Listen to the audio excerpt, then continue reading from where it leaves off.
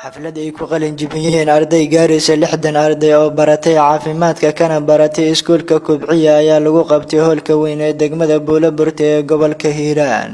waxaana xafladda ka soo qayb galay maamulka degmada taliyaha ciidanka nabadoonna waalidiin arday iyo marti sharaf kale xafladdan ayaa intii socotay laga soo jeediyay khudbado dhiirigelin ah iyadoona ardayda qalin jibinaysa lagula dardaarmay inay dadaalkooda sii laba jibaaraan maadaama ay degmada u soo baxeen dhaqaatiir fara badan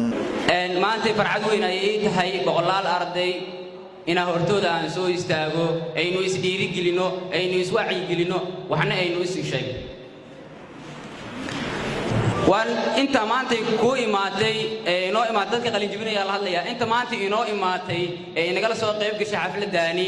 inuu wacyi geliyay suuqyada qudaartii inay tagaan way soo wacyi gelin karaan barta aqoonta barbaaray bayaan u qaado buuqa dhaafa barayaasha dhageysta baaq weeye bartaa ogow baaba maama habadin ciil baahi weyn bay idin qaban habaabiin halgankooda habeer dilaacin waliga waxaan u istaagay kaliya in ardada caafimaadku isku bahadanahay inaan hambaliyada la qaybsado oo aan dareensiiyo waxbarashada muhiimadda ay leedahay qaybta caafimaadka ana waxaan arday ka soo qalin jibiyay jaamacadda Hiiraan waxaana bartay caafimaadka dadka bartana wax macquul ah markay wax bartaan ay doontaan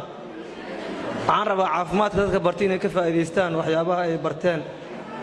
hadaa caafimaad barto guriga ku noqotana waxay la mid tahay ummaddu u faa'iideynin sidoo kale taliyaha ururka 41aad ee gamaadiid guutada shanaad qaybta 27aad Dhame Cabdiqaadir Cali Nuur iyo nabadoon Ibrahim Cabdi Jalla Buuqay ayaa waxay sheegeen in ardaydan ay yihiin kuwa ay u baahnaa degmada maadaama markii qof dhib uu soo gaaro loola cararo degmo kale balse ay maanta ka baxeen aad baa ugu faraxsanahay degmadan Buulaburti in intaan oo arday ah intaan oo bulsho ah aniga ma umaleynayna inay ka soo qayb galayso xaflad ama qalin jibin ah intaan inay ka qalin jibiyaan kuwa wax la baray waxaan leenahay yay idin duufsanin boqolaalka derbiyada fadhiyo ee Facebook iyo waxyaalaha aan loo fadhin iyo YouTube-ka mashquulka ku noqday waqtiga iyo idinka dhuminin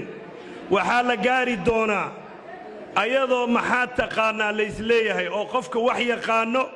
oo meel fariisanaya qofkan wax aqoonin eedar xaafadaada iska aad la leeyahay Dr. Caydiid Axmed Cusub ahna macalinka ardayda qalin jibinaysay baray caafimaadka ayaa sheegay in ardaydan ay marxalado badan soo mareen balse maanta ay ka gudbeen marxaladahaasi degmo kasta waxay ku kala tageen marka dadka joogo oo aqoon-yahanada ku kala tageen waxaan rajaynayaa marka sanad ka hor waxaan maleynahay aniga iyo dadka asaagayga bas inay aqoon-yahano magaalada ay ka joogaan laakiin maanta waxa ay muuqdo boqolaal laagmi anigoo kaleeta ah inay halkan ay joogaan khaasatan ardayda horteeda fadhiisamaad